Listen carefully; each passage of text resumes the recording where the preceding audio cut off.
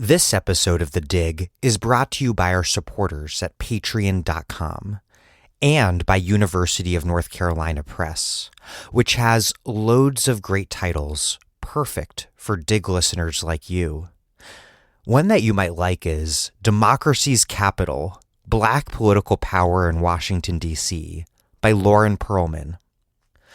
From its 1790 founding until 1974, Washington, D.C., capital of the land of the free, lacked democratically elected city leadership.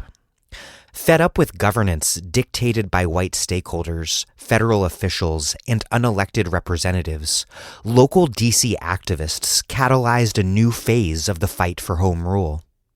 Amid the upheavals of the 1960s, they gave expression to the frustrations of Black residents and wrestled for control of their city. Bringing together histories of the carceral and welfare states, as well as the civil rights and Black power movements, Democracy's Capital narrates this struggle for self-determination in the nation's capital. It captures the transition from Black protest to Black political power under the Lyndon Johnson and Richard Nixon administrations, and against the backdrop of local battles over the war on poverty and the war on crime. Through intense clashes over funds and programming, Washington residents pushed for greater participatory democracy and community control.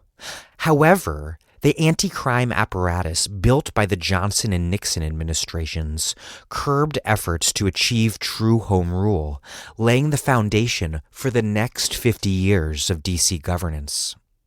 Democracy's Capital, Black Political Power in Washington, D.C. by Lauren Perlman.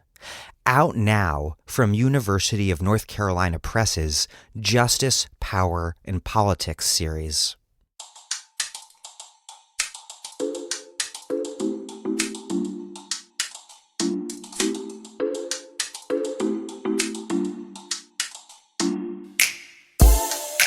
Hello, this is your host, Daniel Denver. I was going to take last week off and repost an old episode from the archives on settler colonialism for Thanksgiving. But I thought it was important to get my interview with Jeff Weber on the coup in Bolivia up in a hurry. And so that's what I did. Instead, I'm taking this week off. Not as a vacation, but just to catch up on a ton of admin work and reading and whatnot. So, what follows is that episode on settler colonialism, my interview with Paul Frymer from deep in our archives. It's on Frymer's book, Building an American Empire, the Era of Territorial and Political Expansion, which is one of the books that has most impacted my thinking on U.S. history in recent years. This is my second week off ever. And it's also 3 years to the week since we started The Dig in December 2016. We have come a long way, as you will likely notice when you listen to my rather stilted introduction to this interview. Okay, here's Paul Frymer, episode 85, from January 30th, 2018. Happy anniversary to us.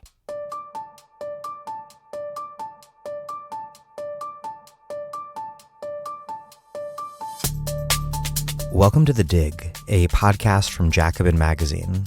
My name is Daniel Denver, and I'm broadcasting from Providence, Rhode Island. In the United States today, there's nothing simultaneously ubiquitous and invisible like empire. It's a point I don't tire of making when it comes to the permanent global war on terror.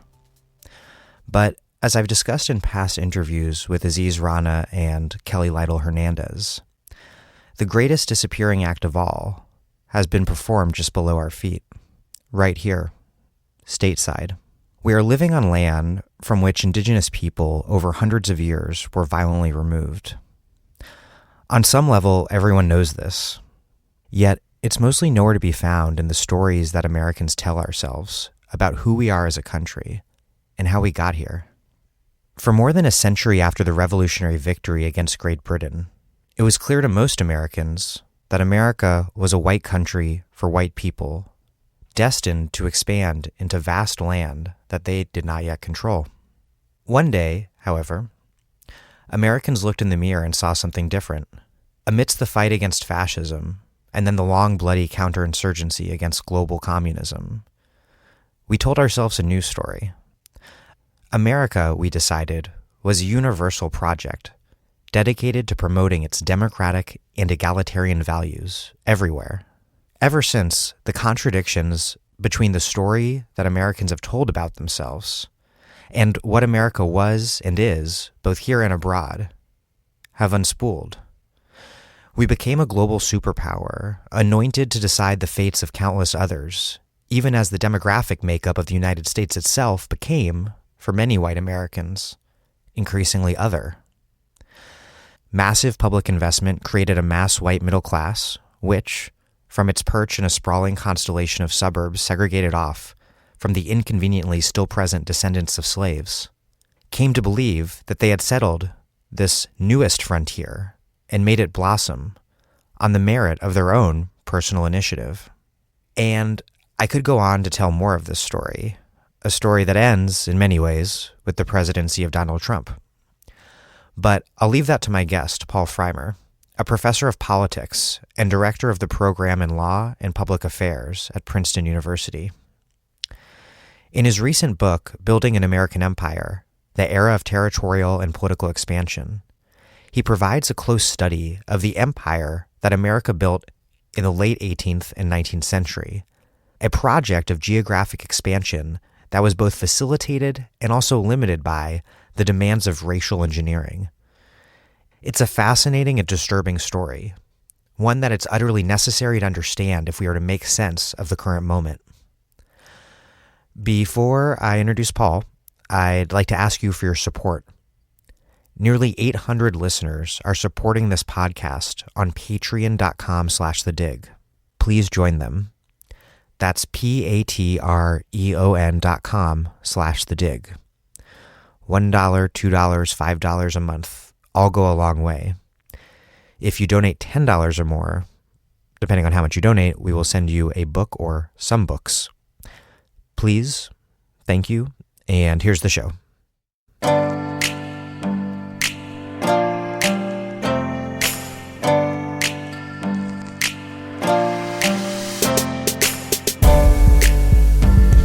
Paul Frymer, welcome to The Dig. Thank you. Thank you for having me. Your book starts with a map of the U.S. as it existed in 1790, the territory ceded to the U.S. by the Treaty of Paris signed with Britain after the Revolutionary War. Can you start out by explaining, geographically speaking, what territorially comprised the United States at that point, the state of indigenous people in that territory, and who governed the rest of what would, over the next century, become a transcontinental empire? So the Treaty of Paris included both the 13 colonies, which were settled by what became Americans, mostly immigrants from England. And so those 13 colonies hovered along the Atlantic seaboard. The Treaty of Paris also, though, included extensive lands that stretched really beyond the Appalachian Mountains to the Mississippi River. That land was largely populated by Native Americans. The British had left the land unsettled. In fact, restricted settlement to their citizens in that area. And so this was Native American land. There were some exceptions, such as Kentucky. What became Kentucky had already had areas of settlement, but by and large, that was Native American land. And as you moved west, the same story is true.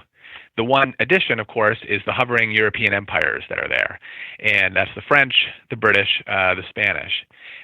They have some settlements as you go across the continent. The French in New Orleans, some samplings of settlements in the Northwest Territory area, around Detroit and that, both French and British, and then some Spanish settlements as you went further west. But by and large, that's Native American land, and the U.S. at that time, as of 1790, hovered on this Atlantic seaboard. A major part of your book is showing how the U.S., at least initially, methodically consolidated its hold on the territory under its possession before pushing farther west into land controlled by indigenous people and by other powers. And that meant, before the onset of homesteading, curbing the ambitions of rogue settlers who tried to strike out on their own. And so I think a lot of people probably assume that it was just sort of the outright unleashing of U.S. military might that pushed the country west. But in fact, what you show is that it was the careful advancement of settlers that was used to compensate for what was in reality a pretty weak central government at the time. And you have this quote from Jefferson that I think is evocative of this philosophy or this strategy. When we shall be full on this side, we may lay off a range of states on the western bank, from the head to the mouth, and so, range after range, advancing compactly as we multiply. Explain how the leaders of the early United States looked out across this continent that they wanted to conquer and what obstacles they faced and the strategies that they developed to overcome them. Yeah, a terrific question. And you're right. The Jefferson quote is really evocative and really powerfully situates a lot of my argument. So when the leaders of the United States, the founders, looked out across the continent, they saw on their own side a very small military that was not professionalized, and they didn't see themselves as having much military strength.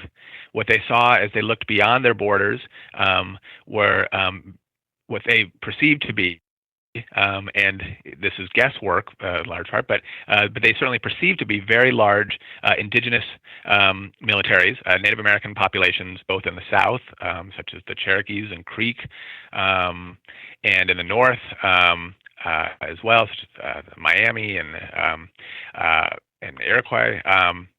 That these had large militaries, far exceeding what the United States had. These militaries were also buttressed by the looming empires, the British, the French, the Spanish, and so who had alliances with these Native American nations. And so the United States saw itself militarily as certainly not the hegemon on the continent, and it wouldn't see itself that way until, you can start to date maybe the 1830s. You could maybe go back to 1812, which is a pretty decisive war. When the U.S. defeats the British and their indigenous allies. Yes, that's right. So that's a lot of people see that as a turning point. I saw continued fears in the 1830s after Indian removal, because Indian removal, on the one hand, was an act of genocide. It was a military triumph of the United States in moving, more than 100,000 people from one side of the Mississippi to the other. On the other hand, it created a new militaristic problem in which that it put hundreds of thousands of Native Americans in tight quarters west of the Mississippi River, and American statesmen feared that that they were not ready to face such a battle. So that's what they saw, and they saw the possibility of using their populations, their settlers, as a way of strengthening the territory. Now that had strengths and weaknesses. First, the weaknesses is that if you let these settlers go on their own, they got in all sorts of trouble. They provoked wars because the government was ready to fight them. Before the government was ready to fight them. That's right. So that's why the British banned settlers moving west, because the British, before the United States, feared that it was just creating conflicts and potential for war that they weren't ready to fight. And that's how the United States felt. So they banned, in a variety of ways, the movement of settlers. This didn't stop all settlers from moving, and some did. In places like Kentucky, flourished with the number of settlers that were going there, in part because there weren't a lot of Native Americans in that specific area at the time.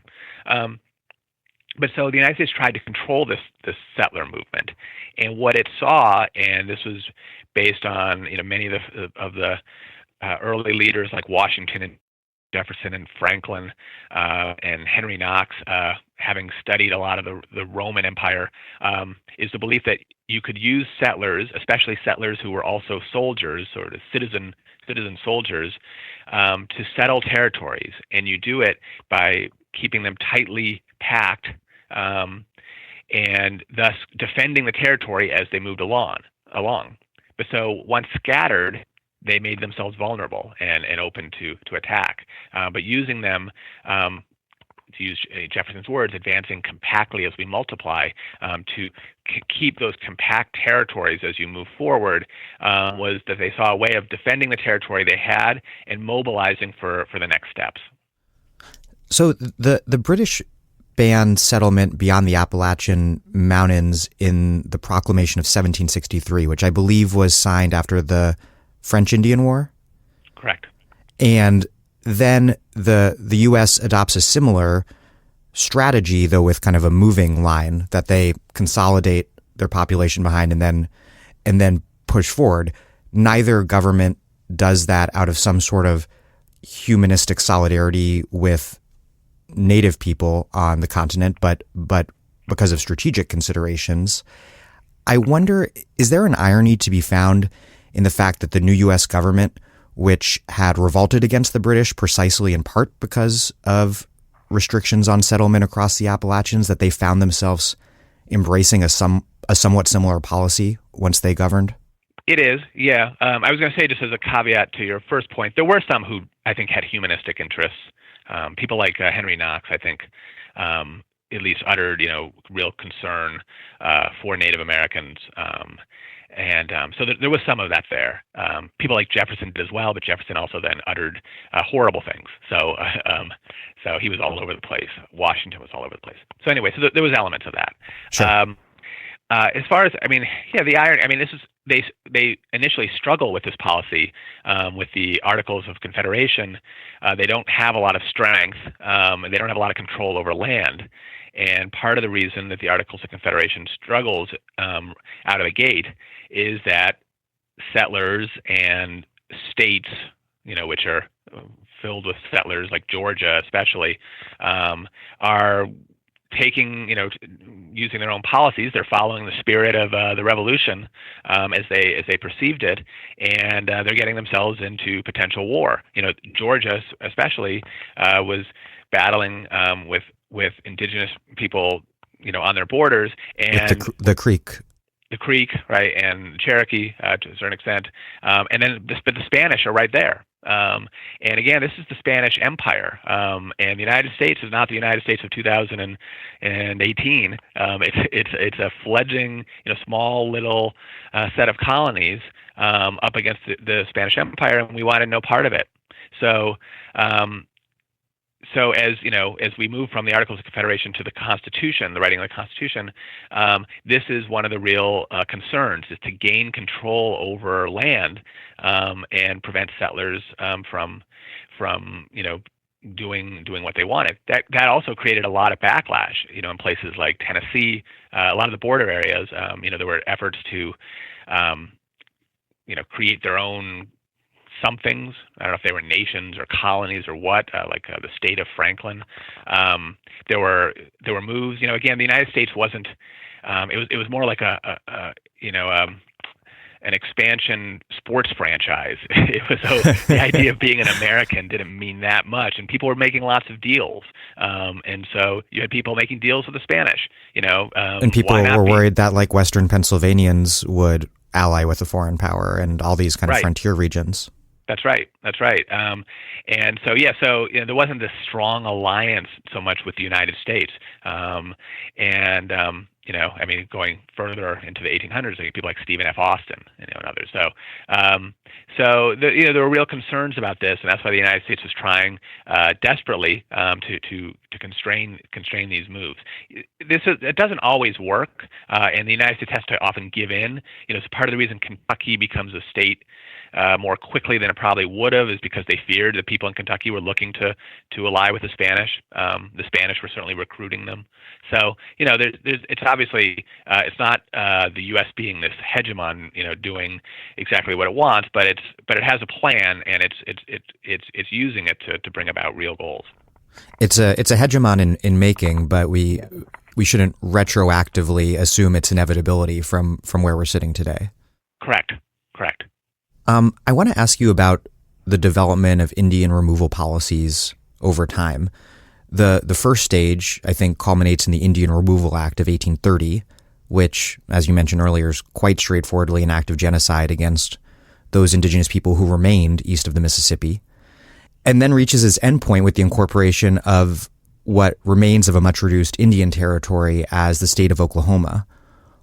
What are the early ideas about what should be done about the fact that people already lived in these vast territories that the U.S. wanted to seize? And how do those ideas change over time? That definitely changes over time. And it changes in pretty direct relationship with how strong the United States is and how strong or weak they perceived Native American nations to be. And so in the early decades of the United States, it was a lot of deal making, buying land from Native Americans, often restricting their own populations, being respectful. Not, I don't want to overstate it, but showing some respect to Native American nations. And then, obviously there was conflict within that. But as the United States gets stronger, it gets, it gets more confident in itself, and it starts to attempt bolder moves. Indian removal of the 1830s is an example of that. And Indian removal at that time was both a bold and, as you say, and as I said, it's a clear example of genocide. It was also, in some ways, it really taxed the American nation at the time. It was not seen as a successful, and I'm using air quotes, to use for such awful, language dealing with genocide. But the United States did not see it as a successful movement because many people did die, which they had hoped not to occur.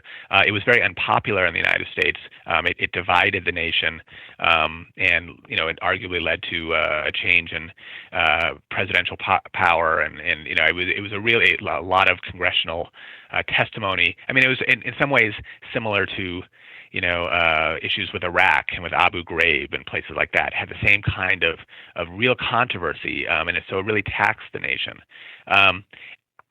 Moving decades further, in all the way up to the end of the century into places like Oklahoma, the United States felt it had the much stronger hand, and it bullied its way forward. It stopped signing treaties and stopped buying land from Native Americans with the Civil War, and played the role of a bully in that period after. And it was much more violent in many ways. I mean, it was certainly violent pre-Civil War, but starting with President Lincoln really becomes a much more violent affair throughout to the end of the century. By the time then you get to Oklahoma, Oklahoma is, the Native American territory, as you said, has shrunk dramatically. The population had shrunk dramatically. Its power had shrunk dramatically. And there you get this wave of using homesteading, where the United States sends in over 1 million people, 1 million settlers into Oklahoma, land that becomes Oklahoma, really in about 10, 15 years. So it's just, again, it's sort of a final step of this advancing compactly as we multiply. Now we're multiplied, and we just overwhelm the remaining Indian territory with, literally more than 1 million people. How do the ideologies underpinning those policies change under time? Because it seems like in the period of Indian removal in 1830, that it's straightforwardly, they can't be on our land. This land is ours. But by the time of the Dawes Act in the late 19th century, there's all of this talk about indigenous people needing to be civilized by having their land broken up into individual allotments and breaking down tribal governance and awarding people individual citizenship. Right. Yeah, I mean, there's a mix of both throughout this period. The idea of civilizing, or the idea of doing doing terrible, arguably genocidal things on behalf of the good of those people. It's kind of an American tradition. We've done this a lot, and you continue to hear such language today. We did this in Iraq, right? We went there to help their people free themselves and build a nation. Paul Wolfowitz is a very generous man. So the ideas were there with Native Americans in the 1820s. The tough thing with Indian removal, the specific moment of Indian removal, is that the Cherokees seemingly had done what we wanted them to do, which was to write a constitution and seemingly and cultivate their land and do all the things that I'm using for the United States, were arguing that Native Americans were not doing, and yet we still moved them. So that showed just the bald-faced reality of what was at hand, which was just that the United States wanted their land. The Dawes Act was inspired, by Senator Dawes did have a real ideology, I think a sincere ideology that, again, going back to John Locke, that people needed to cultivate land to be good human beings and citizens. And so he thought that there was too much land for the Native Americans who lived on Indian territory, and they would be better served by these allotments, giving them 160 acres of land, which is what we gave to settlers as well via the Homestead Act. So, to encourage their move towards citizenship.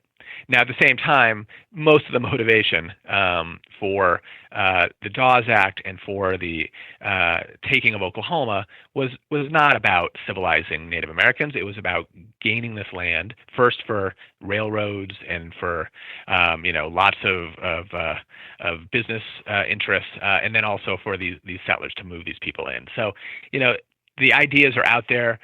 I don't want to discard them and say they're disingenuous. I think there are people who meaningfully believe these ideas. But at the same time, there's always a arguably much bigger crowd that just sees this as land taking and has no real interest in Native American interests or concerns. There's a lot of protests at the time of Oklahoma from Native Americans who live there. They go to Congress and they speak quite eloquently on behalf of keeping their land, and no one really seems to care. So, and that includes people like Dawes, who just thought they were misguided. John Locke actually plays a role in writing the Constitution of one of the Carolinas. Is that right? Yes. Yeah. Far back before the United States. Yeah, before in the colonial period, and has this whole idea, which you just referred to, that people don't really have true ownership of the land if they don't cultivate it, and that various American settlers and British settlers prior to them are drawing on this philosophy. But to what degree do you think this philosophy is really kind of independently driving force in what sort of actions people took, and to what degree was there just this sort of racist ideology that was ready-made to fit political economic ambitions and perceived necessities, as was the case with slavery and the development of anti-black racism as its justification? I mean, I think there's a bit of both. I think there was a sincere belief in these Lockean ideals. I read a lot of settler petitions to Congress where they were asking for land that they cultivated. And, you read that it's a very genuine spirit of that they have this land, that they believe they have this land, that they've cultivated it, they've become good citizens as a result, they've done good things for the United States, they've helped, make it better, a better place for the United States and a safer place. So I do think that is a real ideology and something they believe.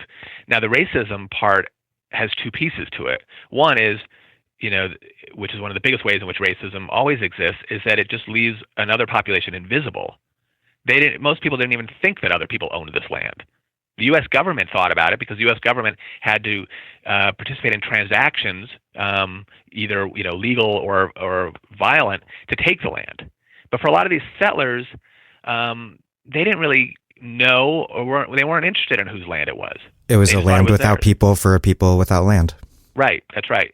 And they ignored the fact that Native Americans did in many ways claim land. There were lots of markers from signs, actual signs, because Native Americans saw that the United States was using signs, so they started using signs of their own. These people are into signs. Maybe right. they'll get it if we tell them to get out on a sign. That's right. So they ignored this, and then then the other part of racism, which was much more the explicit part, or the raw part, is that when Native Americans showed that they owned the land, like the Cherokees did, and they ignored that too, and they can't. So when pressed on their ideas, much like I would say a lot of Republicans today, when pressed on their ideas, suddenly when there's a pragmatism that helps them, they discard the ideology that it was seemingly based on. Right, the idea of maintaining a deficit seems to have disappeared today.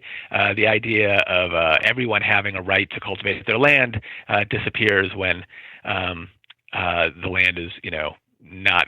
It needs to be acquired by the United States, and the people who have cultivated it are Native Americans. So then they change their policy. So it's a mix of those, and certainly at the end of the day, it is raw power that that's the result. But there is a complicated mix in what's going on. The case of the Cherokee, I think, was particularly revealing of how, regardless of the complex relationship between power and ideology and whatnot, that ultimately it boiled down to instrumentality, because the Cherokees did everything possible to present themselves as the sort of nation deserving of respect by the United States. And I think it even authored and drafted a constitution modeled off of the U.S. Constitution. That's but right. That's right. To no avail. They were moved in huge numbers west in a campaign that, I think you write, resulted in an estimated quarter of the tribe's death.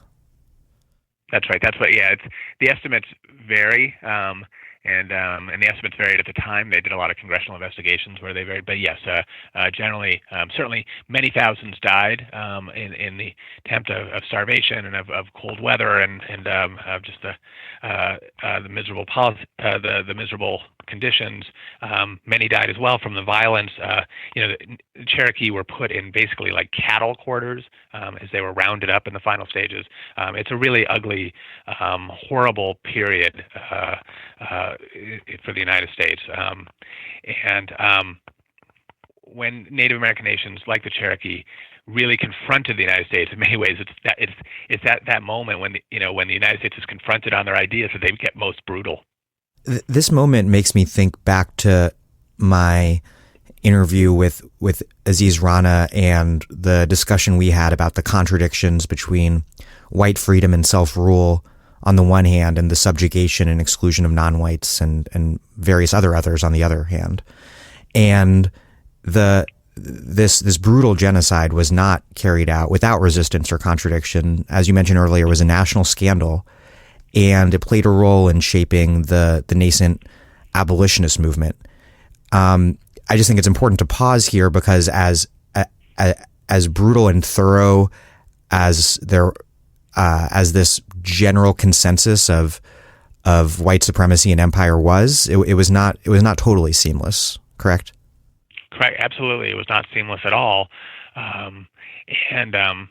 There was, and as you say, it did lead to really it expanded the abolitionist movement. Many people who were abolitionists changed their views, both about Native Americans, about Native American removal, about their views of Africans and African Americans in the United States. This was a brutal moment, and the violence. And I think this is something that, like Abu Ghraib, I thought was a nice example. Nice, I don't want to use that word. An example in 21st century, the United States and Americans in general are willing to often go along with violent things when they don't necessarily see it, or it isn't as blunt and blatant in front of them.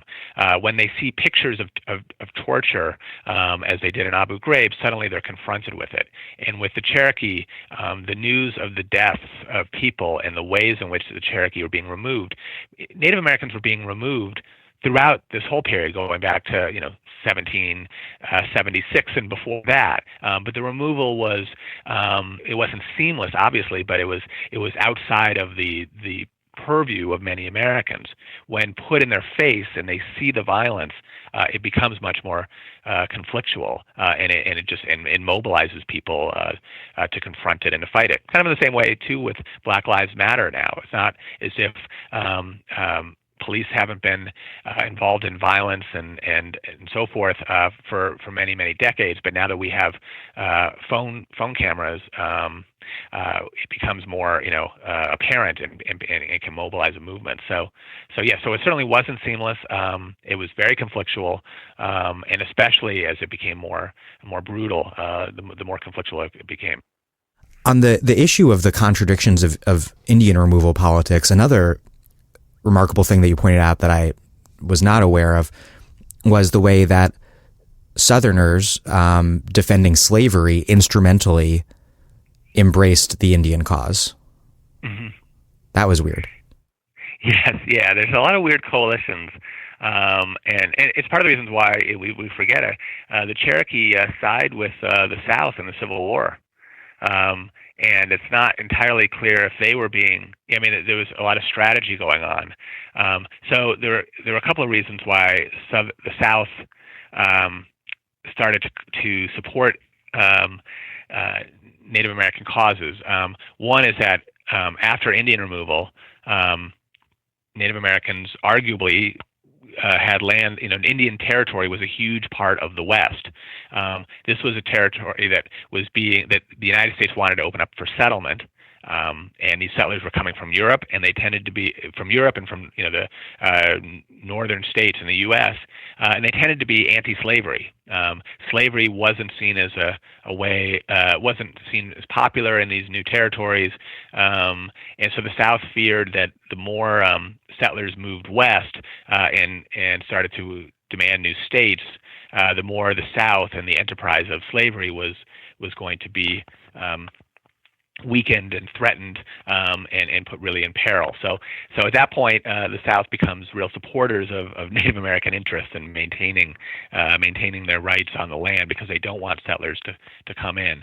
And then so the Confederacy during the Civil War proposes to have Native Americans on their side, proposes opportunities for Native Americans to have their own nation as a result. So there's some really It makes sense, but some interesting, I'll use the word interesting, coalitions there that you wouldn't expect. I'm Aziz Rana, and you're listening to The Dig, a great place for analysis about where we are, how we got here, and what can be done. It's my favorite podcast, and you can support it at patreon.com. This episode of The Dig is brought to you by our supporters at patreon.com. And by Verso Books, which has loads of great left-wing titles, perfect for Dig listeners like you. One that you might like is The Authoritarian Personality by Theodore Adorno, Elsa Frankel Brunswick, Daniel J. Levinson, and R. Nevitt Sanford, with an introduction by Peter E. Gordon. What makes a fascist? Are there character traits that make someone more likely to vote for the far right? The Authoritarian Personality is not only one of the most significant works of social psychology ever written, it also marks a milestone in the development of Adorno's thought, showing him grappling with the problem of fascism and the reasons for Europe's turn to reaction. Over half a century later, and with the rise of right-wing populism and the reemergence of the far right in recent years, this hugely influential study remains as insightful and relevant as ever.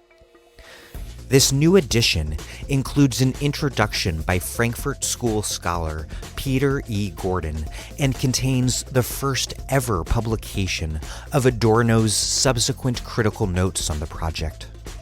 The Authoritarian Personality by Theodore Adorno, Elsa Frankel Brunswick, Daniel J. Levinson, and R. Nevitt Sanford. Out now from Verso Books. I want to ask one more question about Indian removal, which is how the courts dealt with it.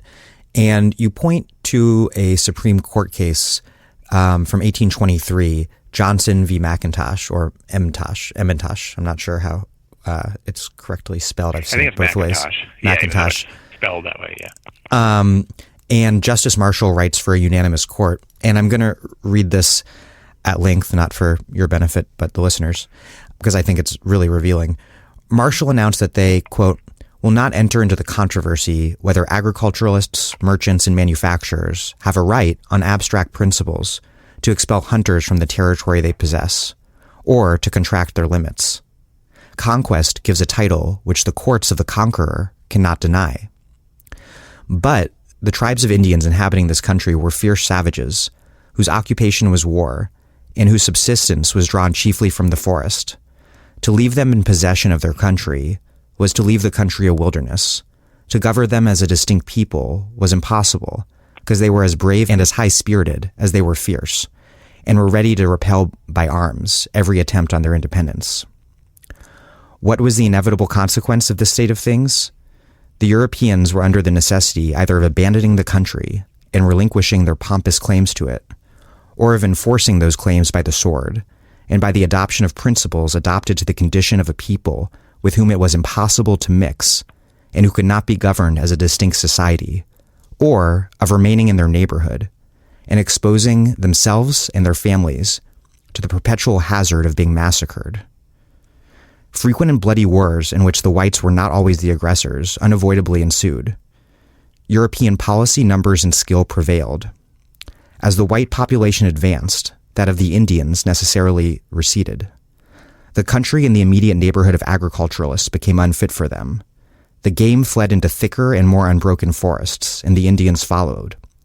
The soil to which the crown originally claimed title, being no longer occupied by its ancient inhabitants, was parceled out according to the will of the sovereign power, and taken possession of by persons who claimed immediately from the crown or immediately through its grantees or deputies. I think it's a remarkable ruling, and it's issued, you point out, the same year that they decided, I think, that mere cultivation of the land was not enough to protect white squatters against the owners who claimed original titles. Can you explain a little bit about how the judiciary made sense of the racial politics of expansion? That's a good question. So, I mean, it is an absolutely shocking and horrific statement, and to come from our great, Supreme Court Justice John Marshall, one that, to somewhat his credit, he somewhat disavows in later years during Indian removal. The Cherokee cases are a little bit softer. He doesn't disavow them entirely, but he's one of the people who gets conflicted and upset by what is going on with the Cherokee. And removal in a few years later, but really, yeah, shocking language, very Lockean language. Obviously, the language of the colonizer, and seeing the United States as an imperial enterprise. So, I mean, the courts in general. Macintosh is really one of the very first moments when the court even recognizes that Native Americans exist on the land. Prior to that, a lot of these land deals that the courts would deal with, Native Americans weren't even mentioned that they owned the land. There was the most famous one might be Fletcher v. Peck, which dealt with the Yazoo land scandal of the 1790s, a really big event at the time. And there was a footnote that noted that the conflict of Fletcher v. Peck was between different Americans fighting over, who had the contract. But there was a footnote saying actually the land was owned by Native Americans. Just an aside. Just an aside, yeah. What the United States had declared is that they owned all of Native American land, and it was there was. This is a quick. Related tangent, but so that there was this issue of sovereignty versus property. The United States declared sovereignty over all the land. That didn't mean they owned the property of the land. So while they owned, let's say, the whole territory to the Mississippi River, then you get, when your feet are on the land itself, there are property rights, and that the United States, for the most part, especially in the earliest decades, negotiated with Native Americans to take, either through contract or through purchase or some aspect. So that's why that became complicated. But yeah, so the courts don't really deal with with these questions at all, and in the way, in a sense, that they are racially exclusionary is just, again, ignoring entirely the fact that these other populations or indigenous people specifically had rights. McIntosh is the first moment that confronts Justice Marshall in the court, and you see this emphatic, statement, which in many ways defies what the U.S. government had been doing prior to it. I mean, the U.S. government, contrary to Marshall, the U.S. government was, as I said earlier, kind of more pragmatic. They were purchasing the land. They were treating Native American nations as nations. And they were being, I wouldn't say respectful, but they were at least attempting to negotiate with all that land. And then here Marshall comes in with this declaration of the colonizer, which was, this is the 1820s, a moment when the language is kind of moving towards what would become Indian removal and a much more comprehensive belief in the United States that they are the colonizers, but this is a turning point, and Marshall helps precipitate that turning point by turning the dial up many steps. One thing that's remarkable about your book is that your findings are so remarkable in the sense that you write that this period has really not been studied much by academics, even though it's one of the nation's earliest and most foundational political projects. And this is another thing that I discussed with Aziz Rana last fall, which is this bizarre and troubling way that the settler colonialist roots of this country have, I guess, beginning around World War II and the Cold War, become invisible to so many of us as Americans. And I wonder if you could talk about why that is. Historically, it's always seemed like we never had a history. We're always, redoing ourselves. But more directly, we don't make it a history that we don't put it in in front of them and force them to deal with it. We only, this year have an African American museum in Washington D.C. Native Americans is also, really marginalized in sort of the monuments of the nation. When we look at who our heroes are, Andrew Jackson, one of the leading Indian killers, is still on the $20 bill, and on a portrait prominently displayed in Trump's White House, I believe. Yeah, that's right, and it's somebody that and Trump isn't alone in seeing him as a hero, despite the off-Broadway bloody Andrew Jackson. Most Americans don't know the stories of Andrew Jackson and know that he is a genocidal president, that he embarked on genocide. So it's an interesting thing that the United States has been able to erase. And so why that is, I don't know. I'll give just sort of one anecdote as a possible reason.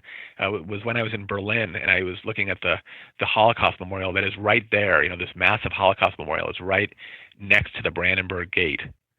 So it'd be like putting a massive slave memorial or Indian removal, genocide memorial right on top of the Washington Memorial, right? Yeah. Or Washington Monument, sorry.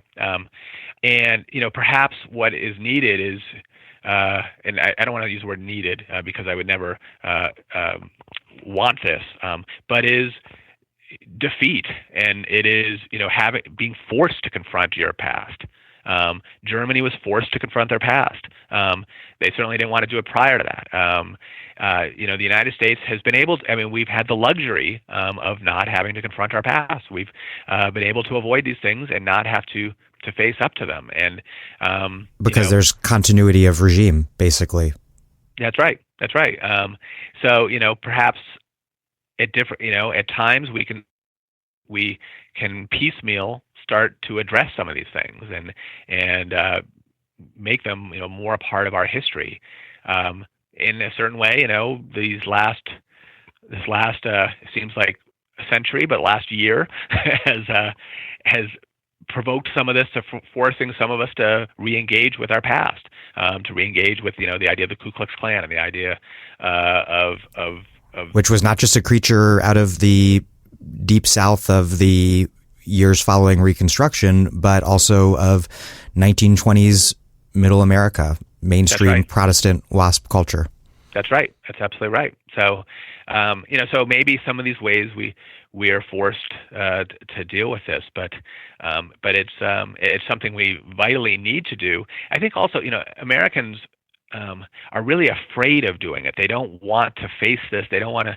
There's sort of the sense that if you embrace or recognize our racial history, it changes everything. And I don't think, as somebody who writes about this and who sees very explicitly the racist history of the United States, I don't think it changes everything. I think we can still aspire and recognize many positive things that we are. America is, to use part of a Trump hat, America is great in many ways. Just he happens to hate most of the reasons that it's great. That's right. Yes. But so we can be complicated and still celebrate, right? We don't have to be, all or nothing. And I think a lot of Americans struggle with that. As soon as you criticize in any way, it's like the Colin Kaepernick kneeling. Like, how can we can't deal with this at all? But why not? Why can't we just we don't have to accept that America is a horrible place. We can just start to recognize that it is complicated. It is full of moments that are awful. That are violent, that are extreme civil rights violations, and it's something that we can put together and try to make sense of going forward. Well, as is probably entirely clear at this point, I was thoroughly converted by reading Two Faces of American Freedom in terms of how to think about this, which is just that many of the answers to problems in this country are to be found in the contradictions between egalitarian liberty and hierarchy and exclusion, and exploiting those contradictions for progressive transformative ends, finally. Right, that's right. And Rana's, I'll say, Aziz Rana's, it's an excellent book, and for those listening who haven't read it, I absolutely recommend it. It was very influential for me reading it, and you're absolutely right. It captures really powerfully this that it's in this conflict, in this that really we start to see what America is. One last note on about how we stop thinking about this country as a settler colonialist one when Americans start looking in the mirror and suddenly not seeing something that's somewhat like a South African.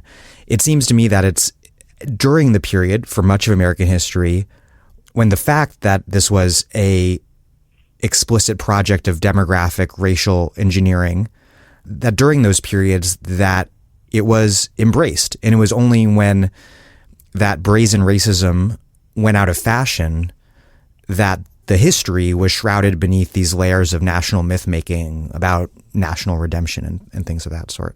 I think that's right. I mean, one of the things that was surprising to me was for how long the United States was explicitly a white nation, and that it saw itself as a white nation. And by when I use the word "it" there, but what I mean by most American leaders saw the nation as a white nation. There were very few people that were in any way proclaiming any kind of racial equality or racial diversity as part of the nation.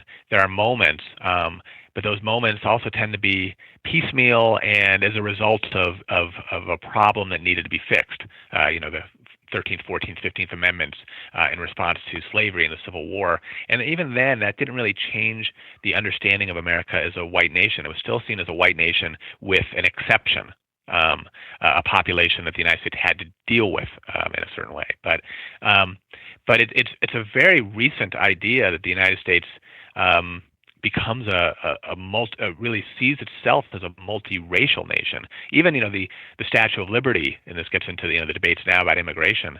The United States was very pro-immigrant in the 19th century, but it was for white immigrants, and that was explicit. And the Statue of Liberty was for white immigrants. It was in the Atlantic Ocean or whatever the harbor in New York City.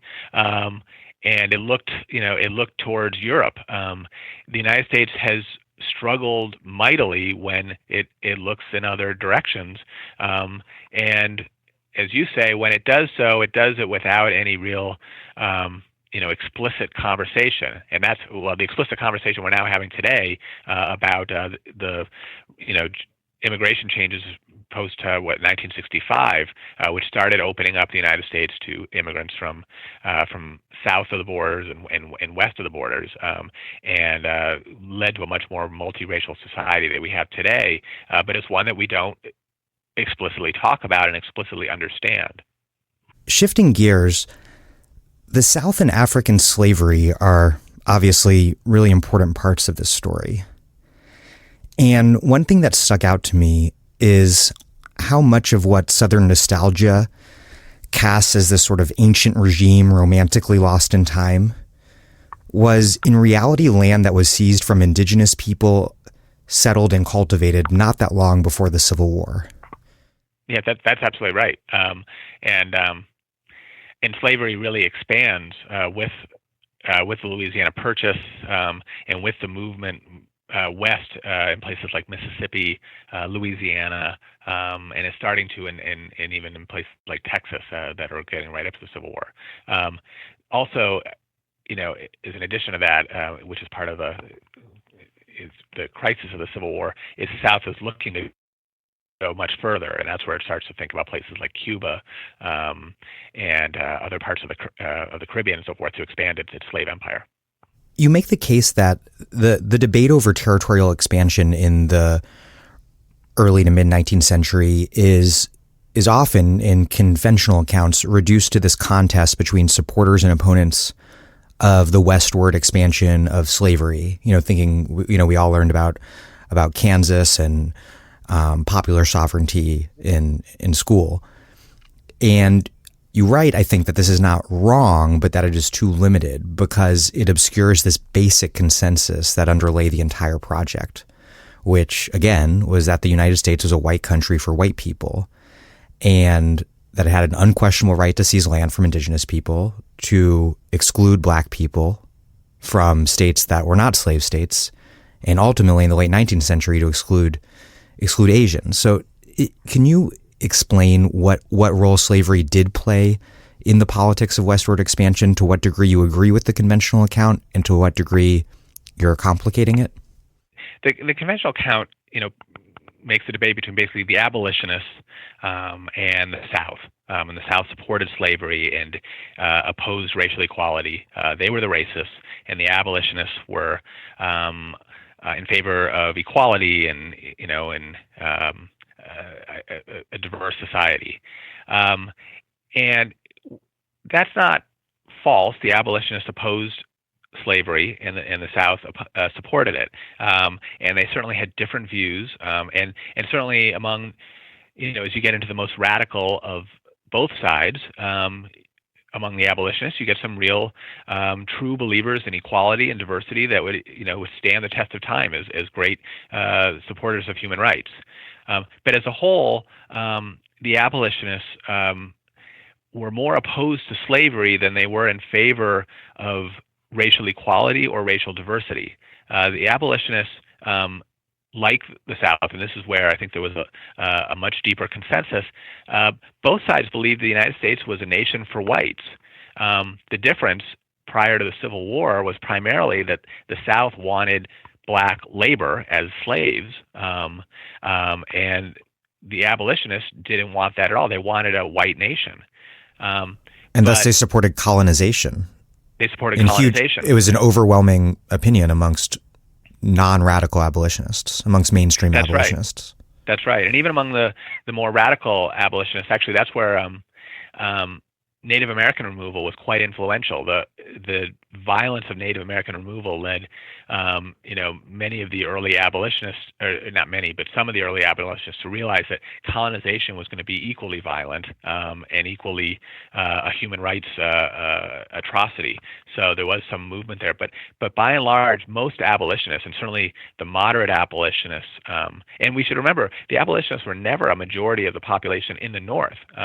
They were always a pretty small group, but among their mainstream members, colonization was always something they supported. The idea of sending Africans out of the country and keeping the United States white, so there's this irony that I say in the book, and I don't want to push it too far, but the South was always somewhat more comfortable with racial diversity. We use the word diversity today as a positive word. By their sense, having African slaves, because they had a hierarchy. They wanted diverse hierarchy, whereas they in the North, they really wanted what Richard Spencer would now refer to as an ethno-state. That's right. Or they didn't, and they were troubled by such views. They wouldn't say it as he would say it because they didn't want to admit it. So they would what they liked was that it was a white nation and they didn't have to deal with any diversity to struggle over it. Or to the degree that they did, it was so trivial that it could be handled in a trivial manner. But what you do see in the North throughout these years is as you mentioned, many of the states were excluding African Americans from entering the state or certainly owning land in the state or having any kind of rights. Very few states had voting rights for African Americans, and those that did had quite small, if not trivial, numbers of African American people living in them. And you point to states like Oregon that simultaneously, I believe, outlaw slavery and bar black people from entry. That's right. Yeah, Oregon is a good example because in the 1850s that they are passing their constitution, writing their constitution, and yes, they have these votes simultaneously to oppose slavery overwhelmingly, and equally overwhelmingly endorse the exclusion of blacks into the territory, the state. So yeah, you see this in a lot of places in the North, and so that does really complicate this divide. What you see again is this deeper consensus that we are a white nation. We have different definitions of what that white nation looks like, but the consensus is there. You argue that the debate over colonization, though, fractured that white supremacist consensus because it pitted Southern white supremacists who wanted that diverse hierarchy, and we'll call them Northern ethno-state white supremacists who would prefer that black people had never been brought to North America in the first place, that this divide in that white supremacist consensus provided an opening for radical abolitionists who were never, a numerically majority force in the country. That's right. Yeah, it's another one of the ironies of this period is that most Northerners and most abolitionists wanted colonization and to send out, by the 1860s, more than 4 million Africans that were living in U.S. borders, and their chief opponents were not the abolitionists, but the South. And the reason the South opposed it was because they wanted slavery and they wanted to maintain slavery. And when these fights occur, they occur in earnest in the early 1860s, after the South leaves, the Confederacy leaves the United States, and President Lincoln is promoting colonization as part of the emancipation process, that we would emancipate and then colonize. And some of his biggest opponents are the border states like Kentucky, which again are supporting slavery. They didn't fight with the South, but they still support the idea of maintaining slavery. And so yeah, you have this very weird coalition, and it's in the midst of this conflict between the Lincoln Republicans and the Kentucky or the border state, Democrats and somewhat Republicans, that you get this radical abolitionist movement that is able to, have a real opportunity to do something. The issue of slavery profoundly shapes everything you talk about in your book, but not just slavery in the U.S. The abolition of slavery in Haiti also, by the revolutionaries there, has enormous reverberations in the U.S. It's what caused Napoleon to decide to give up Louisiana, and it also sent many slaveholders fleeing from Haiti to Louisiana. Can you explain a bit about how the struggle of Haiti, which of course Trump has so viciously and ignorantly recently attacked, how that shaped the United States political development? Yeah, we should thank Haiti because Haiti is the reason for the Louisiana Purchase, the revolution in Haiti, and it's hard to say obviously what would have happened when we're dealing with steps centuries ago, but the revolution in if the revolution in Haiti had not happened, Napoleon was planning to put a much bigger military into New Orleans and a much bigger settlement, and to make the Louisiana, parts of the Louisiana territory much more strongly entrenched with the French Empire. The revolution there, he lost his base, and he initially thought about whether to fight that base. And in fact, President Jefferson initially encouraged him to do so. But when he gave up the ability to gave up the possibility of maintaining Haiti, he also gave up the idea of having a strong colony in Louisiana, and that led to the Louisiana Purchase. So it's the Haitian rebellion that really sends the French out of the region and gives the United States not just the Louisiana Purchase, but a huge opportunity basically to move forward or move westward, because one of their chief opponents decides to abandon the scene. So we have Haiti absolutely to thank for that, and that's a critical moment in American history. I want to switch gears and talk more about immigration.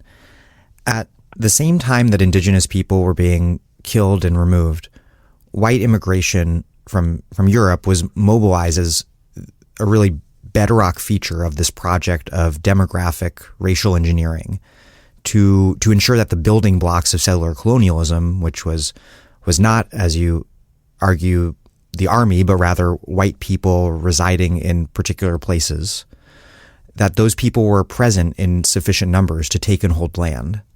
And I really like this one sentence you wrote, that federal land policies represented the earliest form of national immigration policy.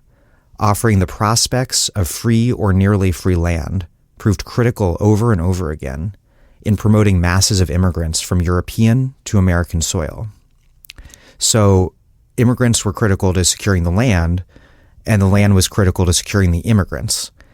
I'm working on edits of a book on immigration politics right now, and this was really helpful for me in thinking through how the history of U.S. territorial expansion is inextricably a history of immigration as well, and also more broadly, if you include Black history, in the sense that Black history is very much a migratory history as well, from Africa by force, and then the long-feared mass migration to the North and West.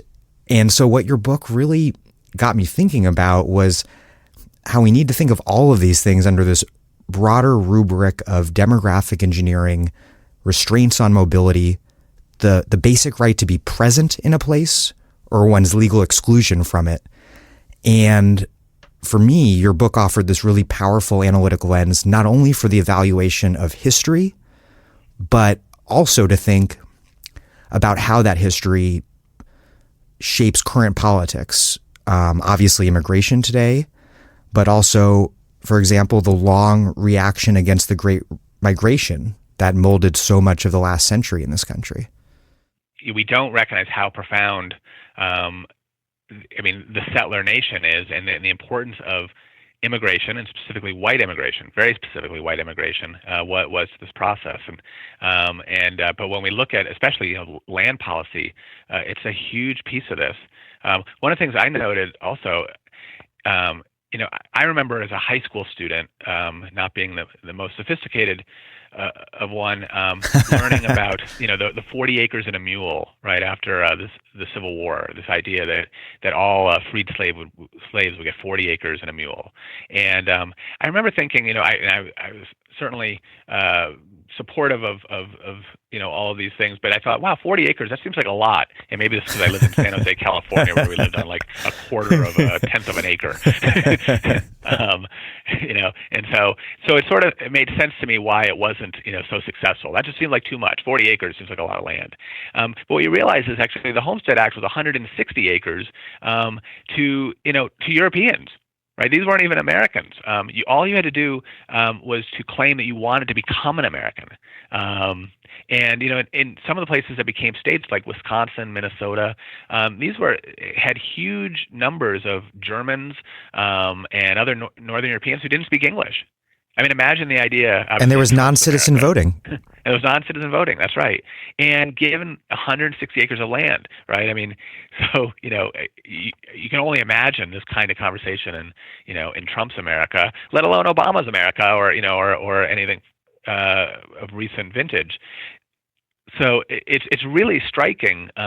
It puts the 40 acres and a mule in a more a dramatic context of that it failed because it was 1/4 of the land that they were giving to everybody else who wasn't even American citizens. And these are obviously, I mean, yeah, I don't need to finish the sentence. It's an absolute atrocity that this did not happen, independent of just the specifics of that the land was not given, but just by the fact that, again, such enormous amounts of land were being given to white immigrants, all with the idea, of course, as you say, to help build this settler empire. One quote that stood out to me from your book was from 1862. It was Wisconsin Senator James Doolittle, and he suggested that the Republican motto should be, or was, emancipation with colonization, homesteads for white men in the territories of the temperate zone, homesteads for colored men in the tropics, with a railroad to the Pacific to bind together our eastern and our western empire. That's right, yeah. Yeah, it was really powerful stuff. I want to talk about how the increasingly polyglot European immigrants were thought of in racial terms during the 19th century. Benjamin Franklin, I'm not sure when this was from, he had initially hoped that existing U.S. citizens could simply just procreate enough on their own to settle the continent, but then conceded that European migration would be necessary for people with more industry frugality than the natives to gradually eat the natives out. And Franklin was ambivalent about these non-Anglo-Saxon settlers because he thought only Saxons and the English were white, whereas Germans, Spanish, French, and Swedes were tawny, and Native Americans, Asians, and Africans were both black and tawny. But the U.S. government, you write, even though, for many people, what was popularly and socially defined as white could be quite narrow, the U.S. government, you write, cast a wide net in defining the category of whiteness. And my question is, why is that? Because after all, whiteness would ultimately be construed quite narrowly by the government with the national origins quota laws of the 1920s. So how was it that whiteness was such a protean and contingent thing, and why did the government come down where it did? There's a conflict here between what I am arguing, and in part it's because of where I'm looking to make my argument, as opposed to some others. There's this literature called whiteness studies that has looked at the 19th century as how certain immigrant groups, especially the Irish, is a notable one. David Roediger wrote a book, Wages of Whiteness, a really excellent book about how the Irish became white. And so that, he argues and others argue that many of these white immigrants, when they first came to the U.S., they faced a great deal of racism. They were seen as black, or they were seen as certainly other, and they faced a lot of racism or prejudice at the local level. I'm looking at, in my book, at the federal government and in Congress and the president and bureaucrats, and I don't see what he and others see. That isn't to say that they're wrong. I think they're just looking in different places and seeing it. And I think they're right. But the federal government didn't see it this way. And so you ask why. And I think it's that the government needed people. And so it was more pragmatic about it. It felt there was a belief that they needed people to fill spaces, and they looked around Europe broadly to see where they could get people to come, and the Irish were available. There were a lot of Irish that were willing to come. They looked at the only times actually, very, very rarely did I see Congress members express disapproval of white immigrants, and it was usually very small groups and small places.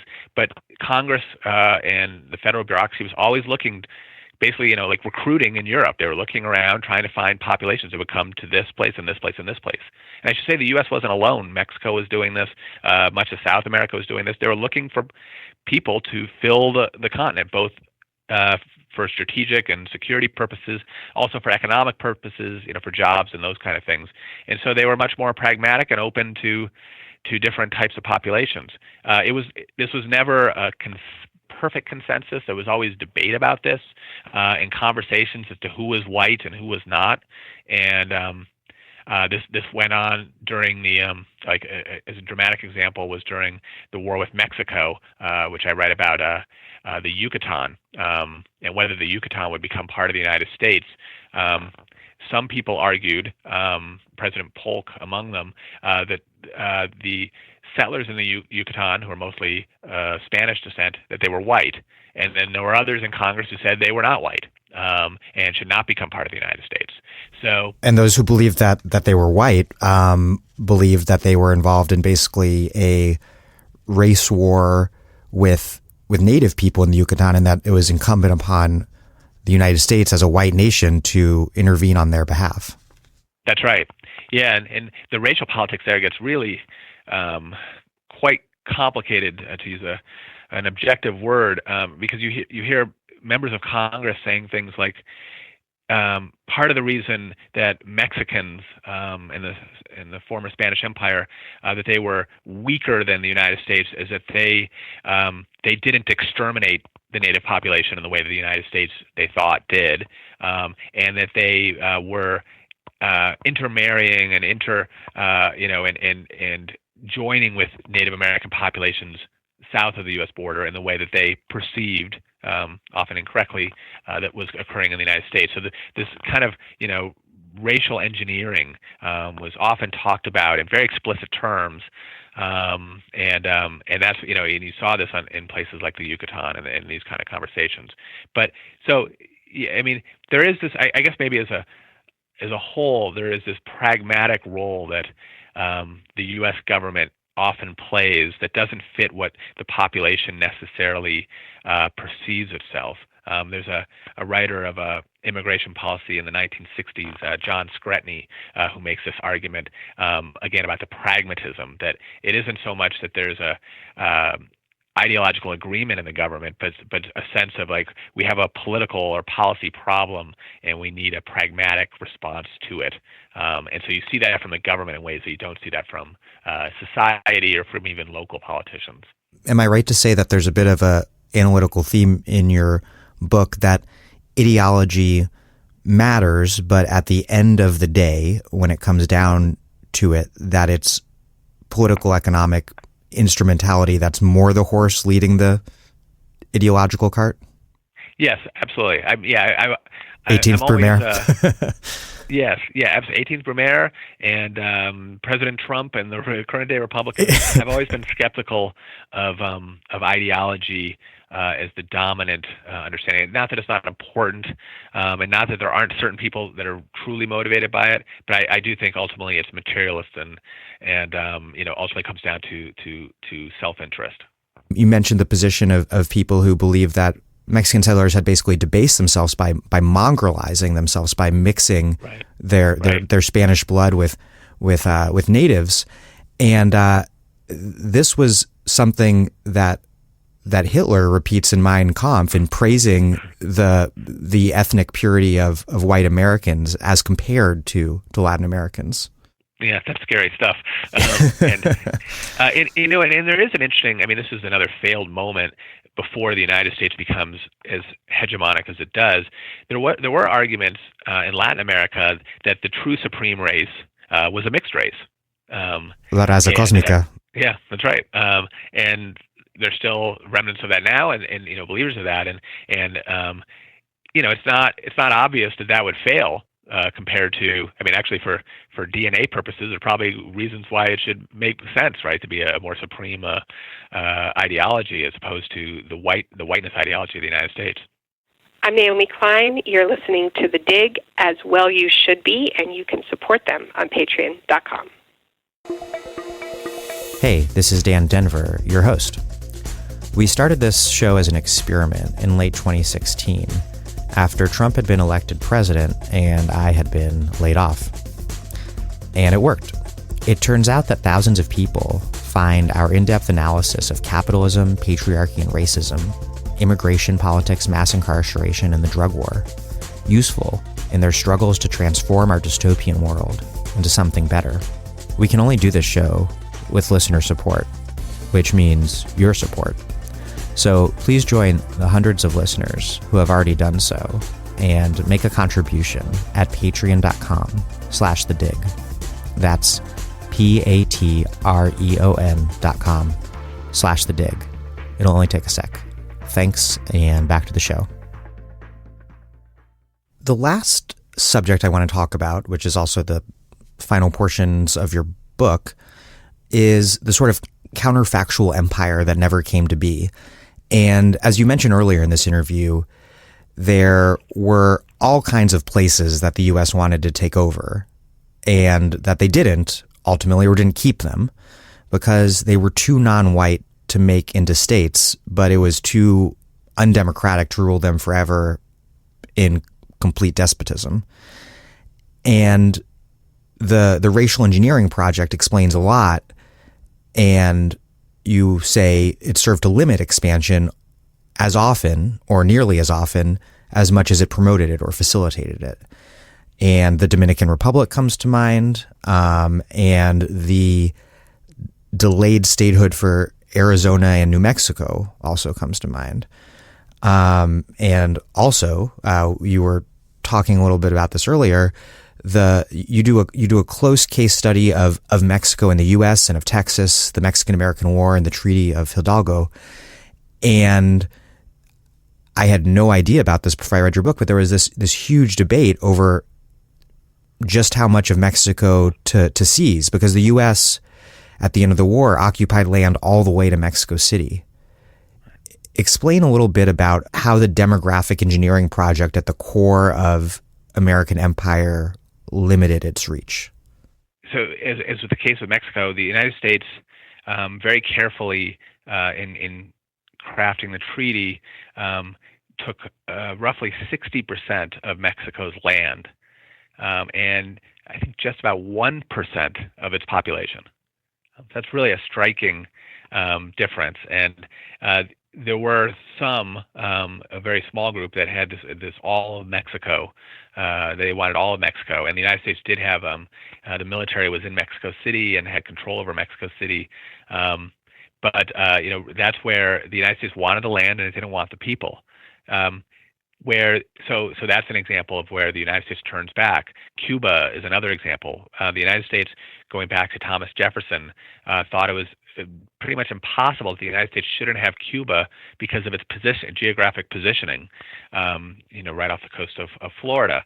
But there, it was continually defeated. When we think of Cuba, we usually think of the 20th century fights or even the end of the 19th century. But in the early 19th century up through to the Civil War, it was again about that there was too large a population of of Africans and of mixed people of mixed race, and that it would be very hard to settle it with white Americans. This is the constant conversation: is can we get white Americans? They used the word white and they used the word American, but they were synonymous. And so this is a constant conversation. How can you get whites into these areas? And then once you would do so, you could make it would become part of the United States, be American. And so as you mentioned, New Mexico, the book begins, it follows the statehood across the continent, and New Mexico and Arizona come in as the last two states on the continent. I guess Alaska is part of the continent, so maybe that's not technically true. But of the 48, we'll say contiguous continent. Contiguous. So of the 48 contiguous continental states, New Mexico and Arizona come in last, and they're interesting that they're last because they were territories for over 60 years. They came in with the war with Mexico. New Mexico itself was always the area that was that had the largest Mexican and indigenous populations, at least per capita. California also had a very large, probably a larger indigenous population, but was a bigger state, and had more whites that entered there into the mix. So New Mexico is this last place, as is Arizona. Arizona, just like Arizona today, was always the white area of these two territories, and was always clamoring to be the white and a white supremacist state. Whereas New Mexico was, as it is to this day, much more Latino, much more indigenous, and Congress talked extensively about the need to have more whites there to settle the area and allow for it to become American. And only when they thought there were enough people did it finally become American. I say at the end of the book, I start the last chapter with the story of Geronimo, which is a great story. Oh, it's such a striking and disturbing passage. It is, yeah, and because it relates to Osama bin Laden and the fact that President Obama, when they had the mission to get Osama bin Laden, it was Project Geronimo, and they used Apache helicopters, right, to attack bin Laden. The striking parallels is that Geronimo was in many ways the bin Laden of the late 19th century. He lived in the hills of Arizona and New Mexico, the mountains, who came out to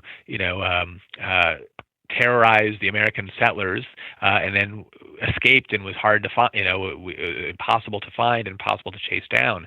And so defeating him in many ways, and kind of the ways that attacking Osama bin Laden is seen as the next frontier of taking that threat away from that frontier and allowing the United States to take over and truly incorporate it. And so Geronimo's capture at the end of the 19th century is a really symbolic, powerful moment where the Apaches and indigenous populations in the Southwest there are finally seen as being controlled. And this is also a critical juncture in history because it marks the closing of the frontier, which is important for a lot of reasons. It's when this frontier, which was the outward limits of a country that were being expanded by settler immigrants, becomes the border, or begins to become the border, I guess, which is more of a fortress to keep migrants out. So it's a different conception of the limits of the country.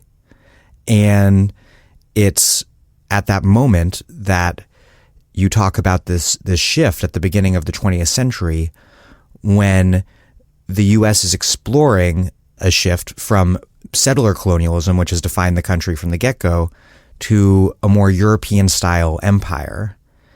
And this echoes what we were just talking about with Mexico, but there's this whole debate, but ultimately it becomes untenable for the U.S. to take and maintain control over places where they can't ensure a white majority, with important exception being Puerto Rico and Philippines for decades.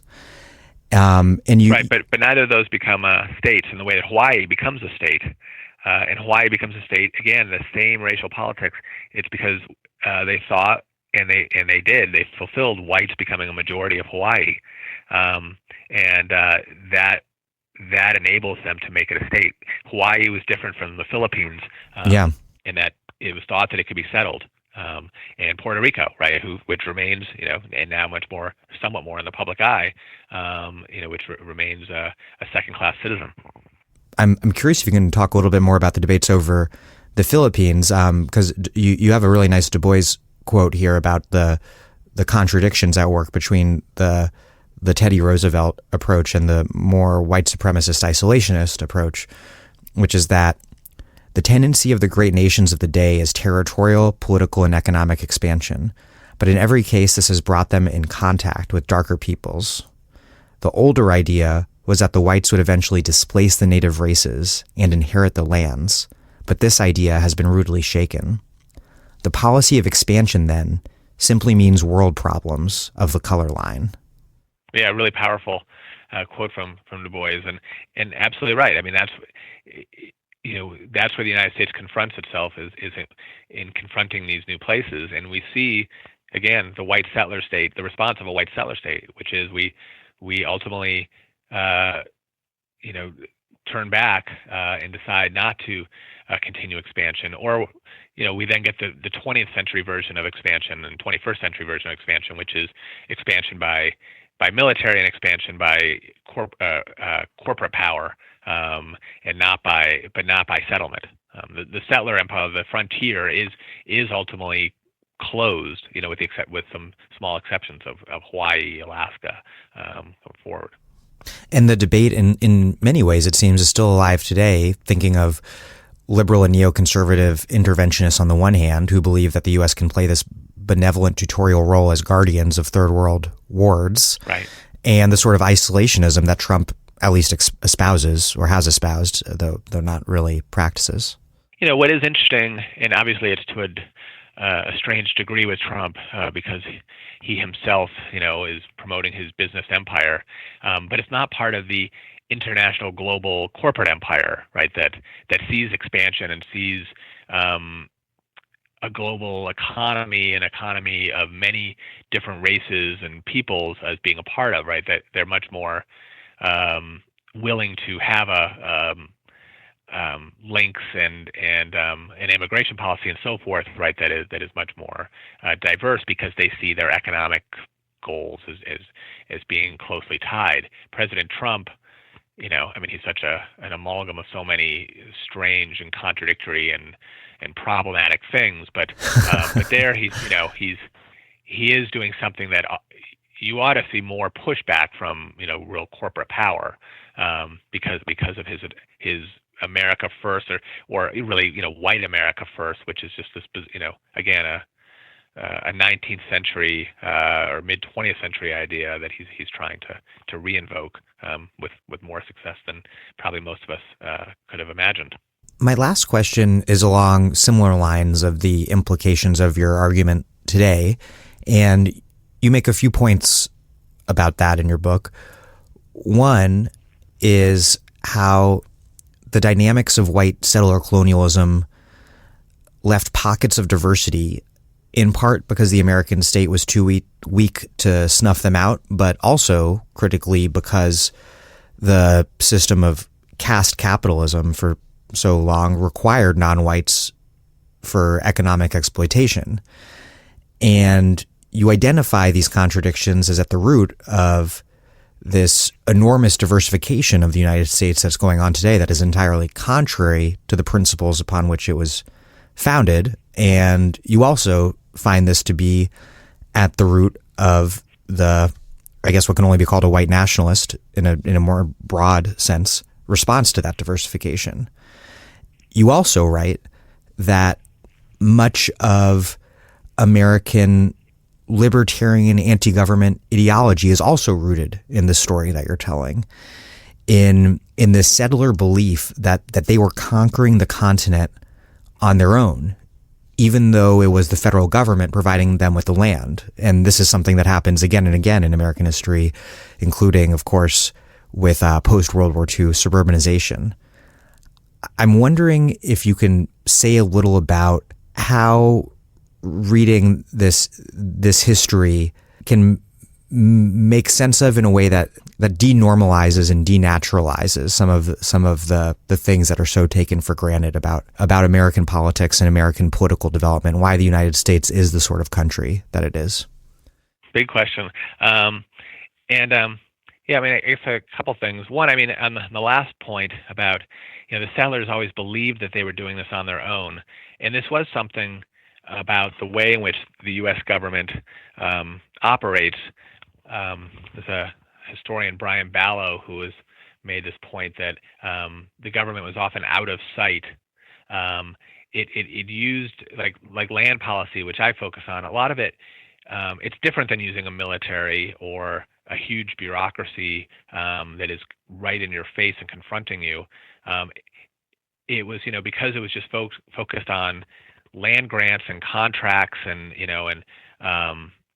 stipulations of where land was available or not, the settlers were able to believe that they were doing this themselves. And so there is this real strong belief that the settlers are individualists, which they in part are, and don't need the government's help. Not recognizing, and don't want to be told you didn't build that. That's right. Yeah, they believe without recognizing all the ways in which the government is critical. I mean, it's just the same as Michael Moore when he used to have a TV show. I remember him going to Newt Gingrich's congressional district and doing a speech with all these people saying like, "We are anti-taxes," and everybody was sort of saying, "Yeah, supporting it." And then he's like, "So let's get off the highway." And he just started pointing to all the things that the federal government paid for, I mean, it's a really powerful point. It needs a constant reminder. The government is responsible for so much of this, even when the government isn't paying for it. The government is so critical for creating the cooperation that would otherwise not exist. That's one of the biggest things the government does, is it forces cooperation among selfish people. And I use the word selfish, broadly now. I mean, people are out there looking to get their own interests, and the government is able to enable that. It enabled Donald Trump with all the bankruptcy laws, right? He couldn't be where he is today because he couldn't have filed bankruptcy without the United States. They're the ones that allow this kind of thing to happen. So that's, just this constant powerful myth, and that not just, Republicans obviously proclaim this myth and exploit it most dramatically, but Democrats do too. Then it's hard to get people to say, "Hey, the government does a lot of good things, and a lot of things wouldn't happen if it wasn't for the government."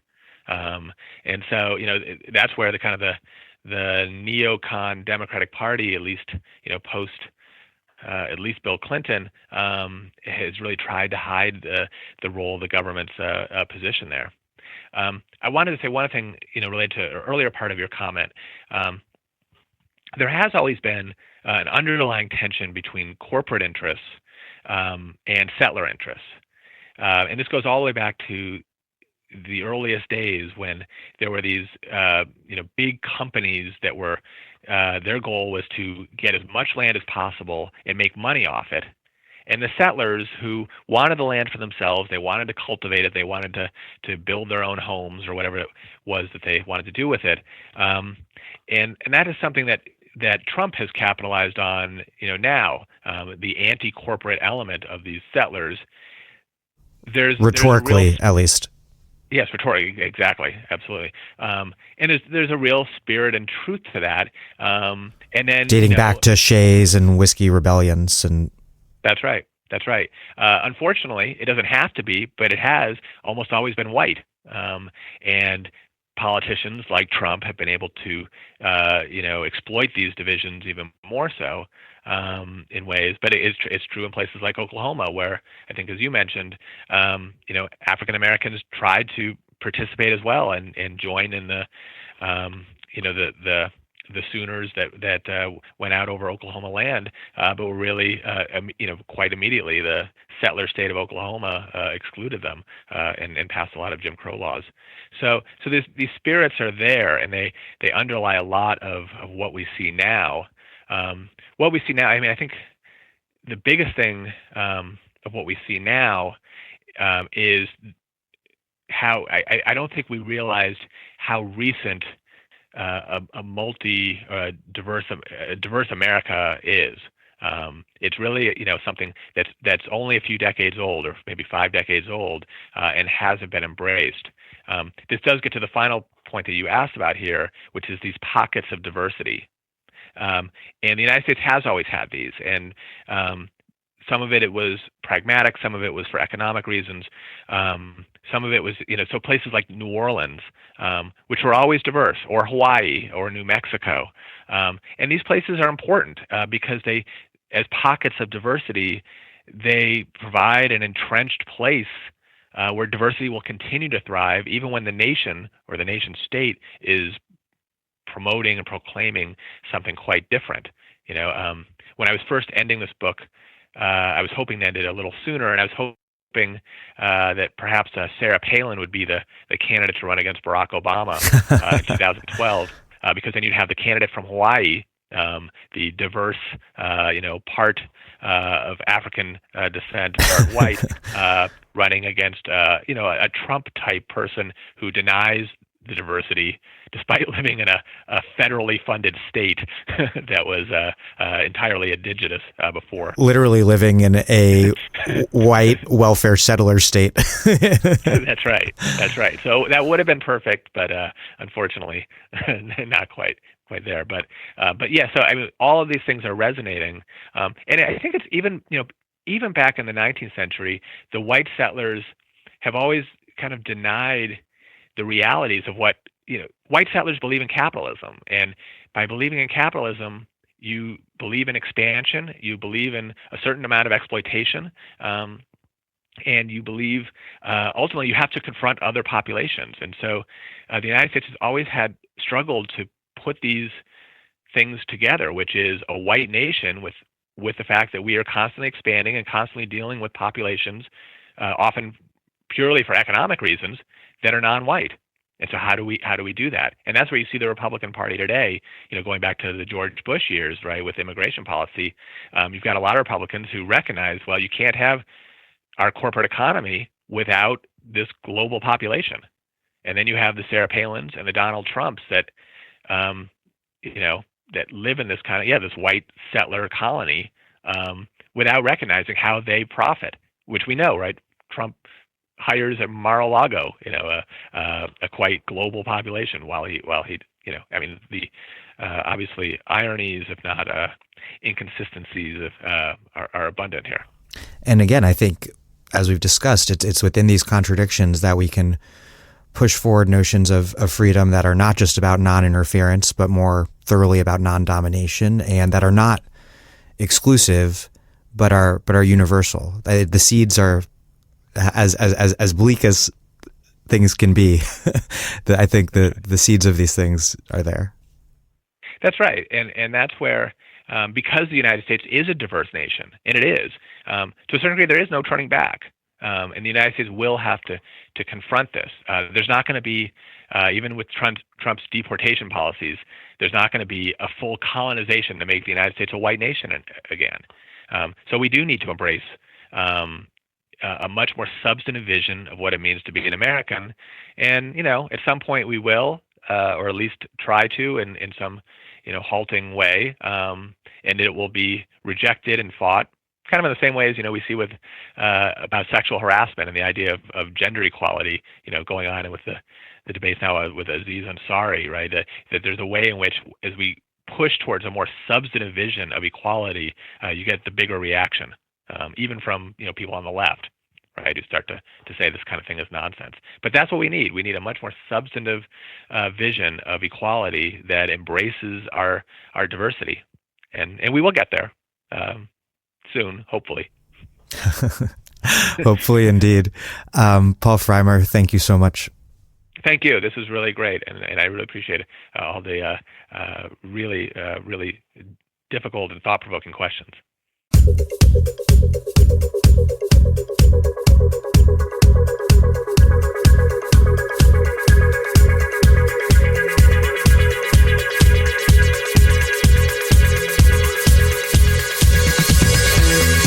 Paul Frymer is a professor of politics at Princeton and the author of Building an American Empire, The Era of Territorial and Political Expansion, from Princeton University Press. Thank you for listening to The Dig from Jacobin Magazine. As Marx once said after noting that the free development of the individual under capitalism is a mere phrase, while other podcasts have only interpreted the world in various ways, our point is to change it. We are posting new episodes every week, often but not always twice a week. The Dig was produced by Alex Lewis, music by Jeffrey Brodsky. Follow us on Twitter at The Dig Radio, and please find us wherever you get your podcasts and subscribe. And if it's on iTunes, please leave us a review. Those reviews, as long as they're positive reviews, help introduce us to new listeners. So does spreading the word to your friends.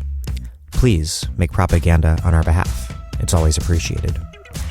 And also, please do find us on patreon.com/thedig and make a monthly contribution to keep this thing going. Even a few bucks is a huge help.